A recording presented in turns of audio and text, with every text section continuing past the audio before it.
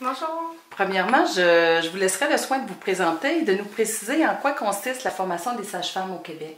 Oui, bon, mais mon nom c'est Catherine. Je suis sage-femme depuis juin au C3S de Chicoutimi au Saguenay-Lac-Saint-Jean. Je travaille au démarrage d'une maison de naissance et d'un projet de sage-femme actuellement au Saguenay. Voilà, ma formation, c'est un baccalauréat de 4 ans et demi à l'Université du Québec à Trois-Rivières.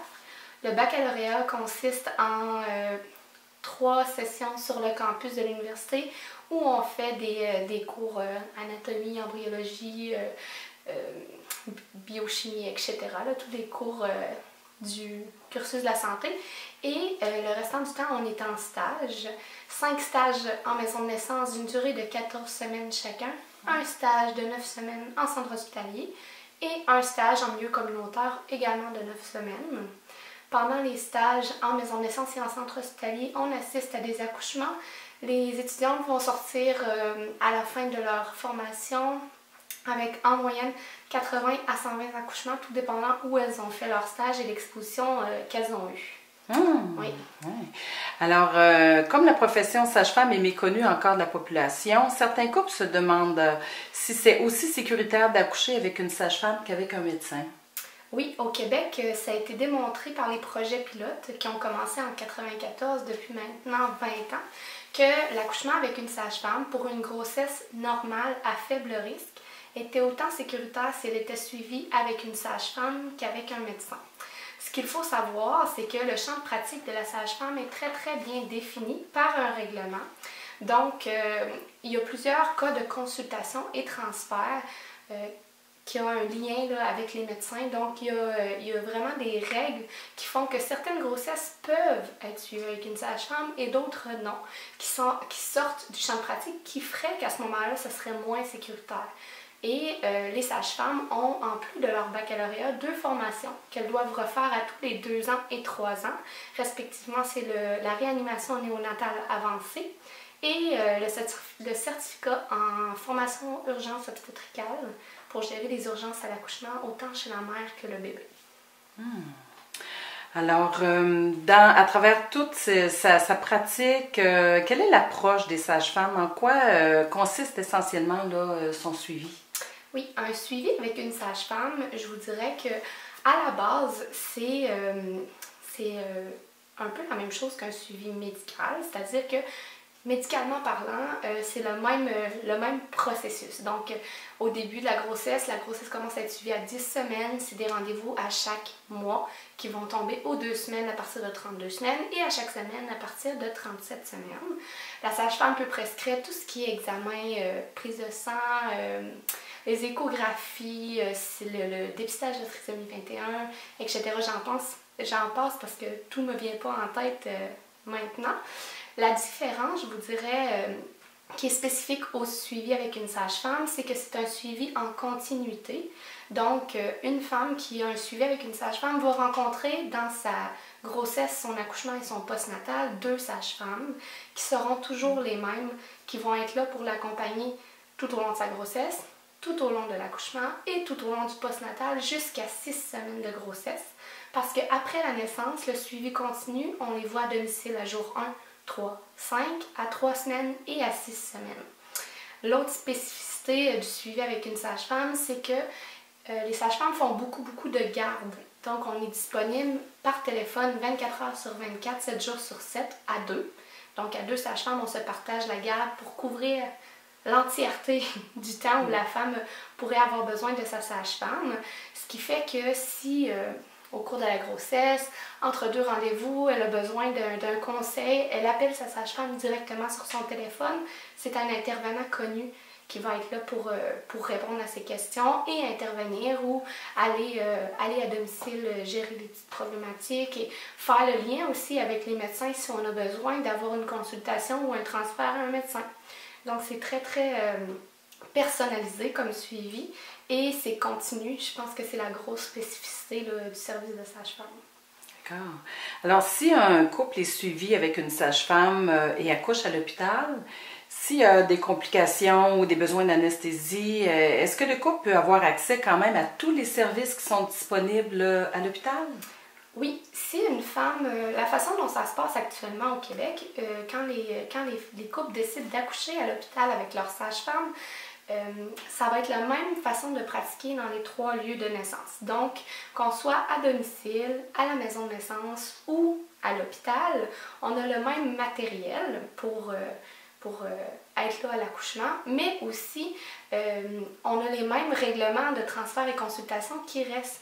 Donc, il n'y aura pas d'autres intervenants dans la chambre si on n'en a pas besoin et que tout se passe bien. Si jamais on a besoin d'avoir une expertise supplémentaire qui va être soit un omnipraticien, un gynécologue ou un pédiatre, tout dépendant de pour qui on a besoin d'avoir de l'aide, il n'y aura pas de problème. On va être en lien direct. Il y a des ententes préétablies avant d'offrir un service de sage-femme et c'est obligatoire. Une sage-femme ne pourrait pas pratiquer alors qu'il n'y a pas d'entente avec les centres hospitaliers parce que ça jouerait pour la sécurité des clients, dans le fond. Le but, c'est d'offrir quelque chose de sécuritaire pour les parents et le bébé. Oui, tout à fait. Ouais. Alors, est-ce qu'il y a beaucoup de transferts à un médecin? Je vous dirais qu'en majorité, c'est 15% dans toutes les maisons de naissance du Québec. La majorité des transferts vont être des transferts qui sont non urgents. Quand je parle de non urgents, je pense à un arrêt de progression du travail pendant l'accouchement ou un épuisement maternel. Les transferts qui vont se faire plus en urgence, qui est plus un 5%, les sages-femmes, on va stabiliser la situation toujours avant de transférer en ambulance si on est dans un lieu différent de l'hôpital. Si on est dans l'hôpital, on va aussi gérer de la même manière l'urgence et transférer les soins une fois que la situation est stabilisée, bien sûr. Puis, il faut savoir que quand on est en accouchement, si on a par exemple une hémorragie, on a les mêmes médicaments, on a 4 médicaments, on a le ballon de Bacri si on a besoin, on peut faire une révision utérienne, etc. On a beaucoup d'outils, les mêmes que quand on pratique à l'hôpital par exemple. D'accord. Puis les soins au nouveau-né aussi, les soins d'urgence au nouveau-né sont dispensés? Oui, exactement. On va avoir de l'oxygène, on va avoir les médicaments pour faire un cathétérisme ombilical, puis envoyer de l'adrénaline si son petit cœur arrête de battre. Puis voilà, on a tout ce qu'il faut pour intuber le bébé s'il y a besoin. Parfait. Alors ici à Maria, les couples sont assurés d'avoir leur médecin lors de l'accouchement 1 semaine sur 3. Et les médecins arrivent dans la dernière partie de l'accouchement. Est-ce que c'est la même, avec ce que vous dites tout à l'heure, là, les couples peuvent être assurés d'avoir un suivi continu tout au long de l'accouchement? Oui, exactement. Donc, les couples vont avoir rencontré 2 sages-femmes pendant leur grossesse, comme je vous disais tout à l'heure. Alors, à l'accouchement, mais ça va être une des 2 sages-femmes qu'elles ont rencontrées pour l'accouchement qui va être là pour les accompagner du début à la fin. Souvent, les clients vont nous appeler pour nous dire « Bon, j'ai des contractions, je pense que je suis en train de me mettre en travail. » Des fois, on va aller faire une première évaluation à domicile pour être sûr que c'est vraiment ça, pour que la femme reste dans son environnement. C'est pas pour transférer de lieu tout de suite, ou pour être vraiment sûr que c'est vraiment le travail actif qui est commencé. Et quand on est vraiment en travail actif, là, à ce moment-là, c'est la sage-femme qui va être là tout le long. Il n'y aura pas de changement de chiffre non plus. Les sages-femmes sont de garde pour beaucoup de temps. Donc, ça donne cette possibilité-là. Et à l'accouchement, ce qu'il faut savoir, c'est qu'on est toujours aussi 2 sages-femmes. Donc, pour une cliente qui a un suivi de grossesse avec moi, par exemple, elle m'appelle, je vais à son accouchement. Et au moment de la poussée, le deuxième intervenant qui va être une autre sage-femme, moi je vais l'appeler au moment de la poussée pour qu'elle vienne m'assister. Souvent, elle va être beaucoup plus en retrait, elle va être là pour m'assister moi si j'ai besoin. Bien sûr, si j'ai des urgences mère et bébé à gérer, j'aime bien avoir quelqu'un de autant formé que moi pour m'assister, m'aider à prendre des notes. C'est toujours mieux d'être 2. Voilà. Parfait. Merci. En terminant, Mme Doiron, comment voyez-vous l'accès aux services de sage-femme au Québec et dans la baie des Chaleurs? Oui, bien, c'est sûr qu'au Québec, les sages-femmes pratiquent maintenant depuis 20 ans. En 1994, comme je vous disais, les projets pilotes ont commencé. Ils ont fait des maisons de naissance un peu partout au Québec, dans différentes régions, pour réussir à voir si l'accouchement en dehors du centre hospitalier était sécuritaire. Ça a été... les résultats de ces études-là ont dit que oui, c'était autant sécuritaire pour une clientèle à bas risque. Alors, en 99, ils ont commencé, les sages-femmes, à pratiquer vraiment de façon autonome, contrairement au projet pilote où ils étaient supervisés par des médecins parce qu'on s'assurait que c'était vraiment sécuritaire. Donc, en 99, les sages-femmes ont commencé à pratiquer de façon autonome et il y a d'autres maisons de naissance qui ont ouvert un peu partout au Québec. Actuellement, j'ai pas le nombre exact de sages-femmes, mais il y en a un peu partout. La politique de périnatalité 2008-2018, qui a été élaborée par le gouvernement en 2008, prévoyait qu'en 2018, il y aurait 10% des accouchements au Québec qui seraient suivis par des sages-femmes. 10% des grossesses.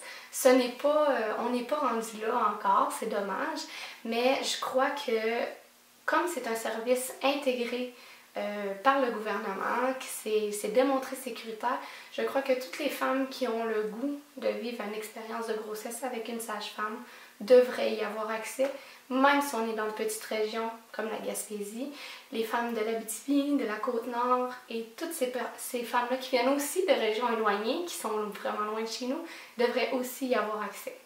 Donc voilà comment je vois ça. C'est le souhait qu'on peut se faire pour la baie des Chaleurs aussi. Oui, oui, oui. Alors, merci beaucoup, Madame Doiron, pour toutes ces précisions. Ça me fait plaisir.